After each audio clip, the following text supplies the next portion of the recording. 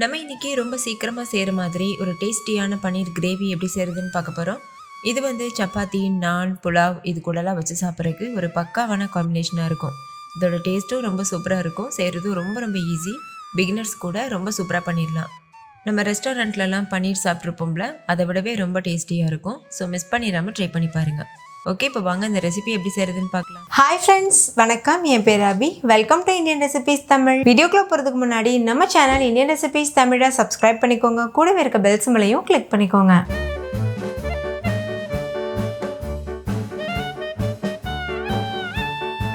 First இந்த recipe பண்ணுறதுக்கு ஒரு கடாய் சூடுபடுத்திட்டு அதில் 3 டேபிள் ஸ்பூன் எண்ணெய் சேர்த்துக்கோங்க. கூடவே ஒரு சின்ன துண்டு பட்டர் சேர்த்துக்கோங்க. இது ஒரு டேபிள் ஸ்பூன் கிட்ட இருக்கும். எண்ணெய் நல்லா சூடாயிட்ட பிறகு ஒரு டேபிள் ஸ்பூன் மிளகாத்தூள் சேர்த்துக்கோங்க. இது வந்து தனி மிளகாத்தூள். 1/4 டீஸ்பூன் அளவுக்கு மஞ்சள் தூள் சேர்த்துட்டு 1 டீஸ்பூன் உப்பு சேர்த்துக்கோங்க. சேர்த்துட்டு லோ ஃப்ளேம்லேயே வச்சு வதக்கிக்கோங்க. கண்டிப்பாக லோ ஃப்ளேமில் தான் இருக்கணும், ஏன்னா மசாலா வந்து சட்டுன்னு கரிஞ்சு போயிடும். அதனால் லோ ஃப்ளேமில் வச்சுட்டு ஒரு நிமிஷத்துக்கு வதக்கிக்கோங்க. 1 நிமிஷத்துக்கு அப்புறமா கட் பண்ணி வச்சுருக்க பன்னீர் சேர்த்துக்கோங்க. நான் 2 பேக்கெட் அளவு பன்னீர் எடுத்து இந்த அளவுக்கு சைஸில் க்யூப்பாக கட் பண்ணி வச்சுருக்கேன். அதை தான் சேர்த்துருக்கேன். ரொம்ப பொடியாக கட் பண்ண வேண்டாம், கொஞ்சம் பெரிய பெரிய பீசஸாக கட் பண்ணிக்கோங்க. சேர்த்துட்டு இதை நல்லா வதக்கிக்கோங்க. ஒரு 2 நிமிஷத்துக்கு வதக்கிக்கோங்க ஹை ஃப்ளேமில் வச்சு. கரண்டி வச்சு நல்லா கிளறிட்டே இருக்கணும், அப்போ தான் அடிப்பிடிக்காமல் இருக்கும். இந்த மாதிரி 2 பக்கம் திருப்பி விட்டு எல்லா பக்கமும் மசாலா படுறது அளவுக்கு நல்லா வேக வச்சுக்கோங்க. பன்னீர் வந்து ரொம்ப நேரம் வேக வைக்கக்கூடாது. ரொம்ப நேரம் வேக வச்சுட்டோன்னா கொஞ்சம் ஹார்டான மாதிரி இருக்கும், ரப்பரியாக இருக்கும். அதனால் ஒரு 2 நிமிஷம் மட்டும் வேக வச்சுட்டு ஸ்டவ் ஆஃப் பண்ணிவிட்டு இது வேறு ஒரு பாத்திரத்துக்கு மாற்றி வச்சுக்கோங்க. இப்போ பாருங்கள், 2 நிமிஷம் ஆகியிருக்கு. பன்னீர் நல்லா சாஃப்டாக வந்திருக்கு. இந்த ஸ்டேஜில் இது வேறு ஒரு பாத்திரத்துக்கு மாற்றிட்டு இது ஒரு ஓரமாக இருக்கட்டும். இப்போ அதே கடாயில் அந்த எண்ணெய், ஏற்கனவே நம்ம பன்னீர் வதக்கின எண்ணெய் இருக்குல்ல, அதே எண்ணெயில் 2 பெரிய சைஸ் வெங்காயம் பொடியாக அரிஞ்சிட்டு சேர்த்துக்கோங்க. சேர்த்துட்டு கொஞ்சமாக உப்பு சேர்த்து இது நல்லா வதக்கிடுங்க. ஸ்டவ் வந்து லோ ஃப்ளேமில் மீடியம் ஃப்ளேமில் மாற்றி வச்சு வதக்கிக்கோங்க. இப்போ பார்த்தீங்கன்னா தெரியும், வெங்காயம் நல்லா வதங்கியிருக்கு. உப்பு சேர்த்து வதக்கிறதுனால வெங்காயம் சீக்கிரமாகவே வதங்கிடும். வெங்காயம் நல்லா வதங்கிட்ட பிறகு 1 டேபிள் ஸ்பூன் அளவுக்கு ஃப்ரெஷ்ஷாக அரைச்சி இஞ்சி பூண்டு பேஸ்ட்டு சேர்த்துக்கோங்க. சேர்த்துட்டு இஞ்சி பூண்டோட பச்சை வாசனை போகிற வரைக்கும் நல்லா வதக்கிடுங்க. ரொம்ப அடி பிடிக்கிற மாதிரி இருந்ததுன்னா ஒரு 2 ஸ்பூன் அளவுக்கு தண்ணி தெளித்து விட்டு வதக்கிக்கோங்க. இஞ்சி பூண்டு பச்சை வாசனை போயிட்ட பிறகு 2 பெரிய சைஸ் தக்காளியை கட் பண்ணிவிட்டு மிக்சி ஜாரில் போட்டு ஃபைன் பேஸ்ட்டாக அரைச்சிட்டு சேர்த்துக்கோங்க. சேர்த்துட்டு இதோட பச்சை வாசனை போகிற வரைக்கும் நல்லா வதக்கிடுங்க.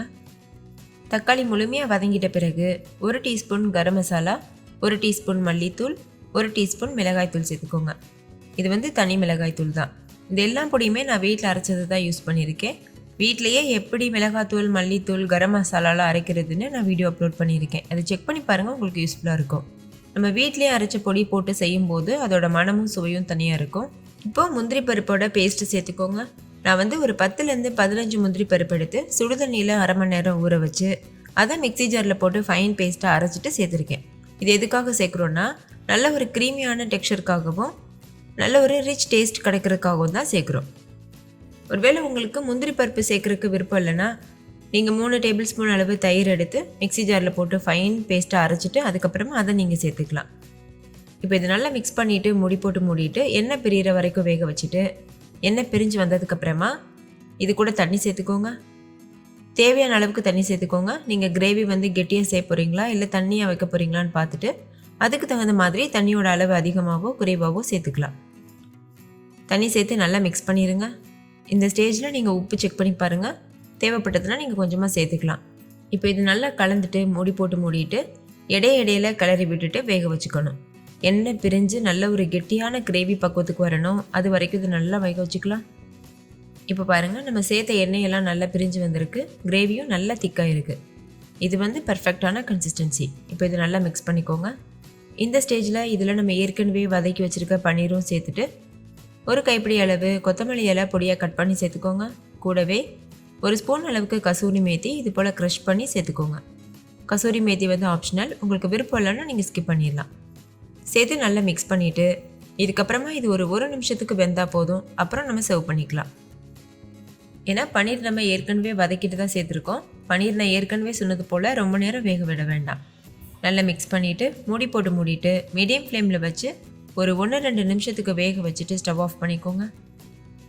நம்ம இதில் முந்திரி பருப்பு அரைச்சி சேர்த்துருக்கிறதுனால சீக்கிரமாகவே கிரேவி வந்து அடிப்பிடிக்கிறதுக்கு சான்ஸ் இருக்குது. அதனால் இடையிடையில நீங்கள் கலந்துக்கணும். இப்போ பாருங்கள் 2 நிமிஷம் கிட்ட ஆயிருக்கு. நல்ல எண்ணெயெல்லாம் பிரிஞ்சு கிரேவி பக்காவாக ரெடி ஆயிருக்கு. இந்த கிரேவி பார்க்கும்போதே உங்களுக்கு சாப்பிடணும் போல் இருக்குல்ல. இதோட டேஸ்ட்டும் அட்டகாசமாக இருக்கும். கண்டிப்பாக ட்ரை பண்ணி பாருங்கள்.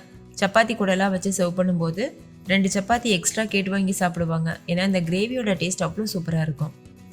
ஓகே ஃப்ரெண்ட்ஸ், இந்த பன்னீர் கிரேவி உங்கள் எல்லாருக்கும் ரொம்ப பிடிச்சிருக்கும்னு நம்புகிறேன். பிடிச்சிருந்தா லைக் பண்ணுங்கள், உங்கள் ஃப்ரெண்ட்ஸ் கூட ஷேர் பண்ணுங்கள்.